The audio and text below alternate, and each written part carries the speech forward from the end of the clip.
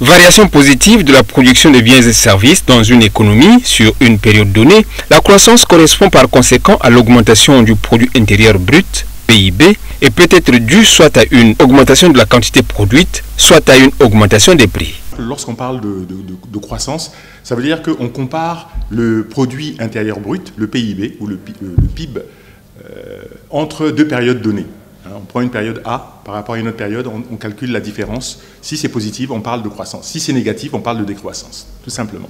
PIB, c'est la production intérieure brute, c'est-à-dire c'est la somme de tout ce qui est produit dans le pays, dans tous les secteurs, dans toutes les industries, etc., par les industries congolaises, les producteurs congolais, vraiment de façon globale. Alors comment ce PIB peut avoir un impact sur les populations? Mais déjà, nous produisons. Pour produire, il faut du capital, du matériel, mais il faut aussi, du capital humain. Ça veut dire que c'est des gens qui produisent. Et dans le cadre de cette production, ils reçoivent un revenu.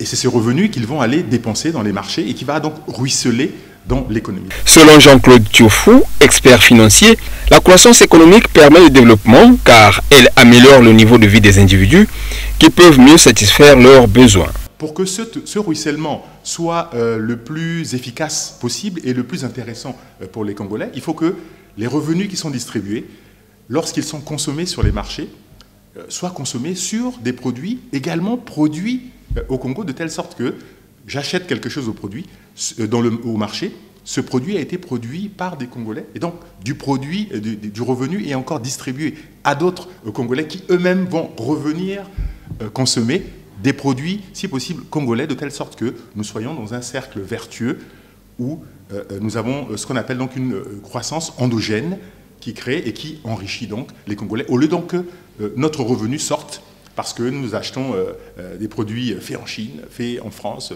que ce soit de la mayonnaise, que ce soit même de la tomate concentrée. Tous ces produits-là, nous pouvons les faire au Congo de telle sorte que nous soyons donc dans le cadre d'un cercle vertueux. Ainsi donc, le développement apparaît lié à la croissance économique, laquelle, par l'augmentation durable de la production des richesses, accroît le niveau et les conditions de vie des populations.